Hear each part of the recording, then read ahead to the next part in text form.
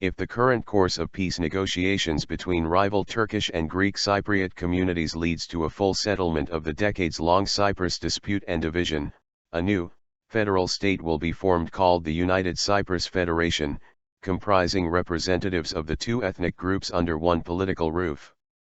Against steep odds and lingering problems regarding the right of guarantorship, distribution of land and property rights that still remain unresolved, considerable progress has been made since May, when Turkish Cypriot President Mustafa Akıncı and Greek Cypriot leader Nicos Anastasiades resumed talks aimed at reunifying the island divided along ethnic lines. The strong sense of optimism was evident when Akıncı spoke to a group of international reporters and journalists to share his opinions on the recent state of negotiations on Monday. He took the opportunity after an event held to mark the landing of the Turkish army on the island 41 years ago on July 20 to end the plight of Turkish Cypriots in the face of inter-communal strife and a coup d'état by a Greek Cypriot junta that toppled the civilian leadership as part of an attempt to unify the island with Greece. According to Akıncı, there are a few points still unresolved, but both the Turkish and Greek Cypriot sides have made tangible progress during the negotiations that have been ongoing since he was elected president of the Turkish Republic of Northern Cyprus, KKTC. The new federal state would be named the United Cyprus Federation and would comprise subnational Turkish and Greek Cypriot governments. Both sides will have separate citizenship laws within their domains.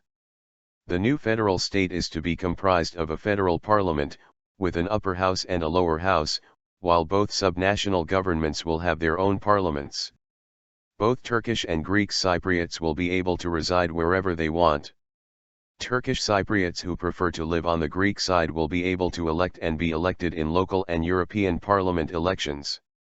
However, they will not have the right to elect or be elected for the federal parliament representing the area in which they live due to considerable numerical differences between the Turkish and Greek Cypriot populations, the latter being 4 times bigger than the former.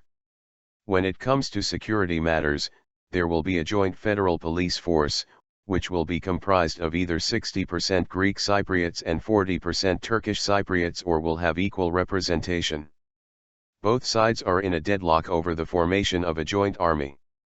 There will be no military force, whether unified or separated, on the island, all due to lingering fears and distrust between the communities.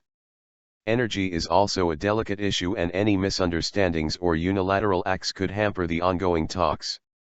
To avoid another fallout in negotiations, both sides have agreed to freeze gas drilling in eastern Mediterranean. The National Day and other ceremonies remain unresolved, with one side celebrating the arrival of Turkish troops as liberators while the other side mourns the day as a tragedy. Turkish and Greek Cypriots will decide upon such issues after settling core matters.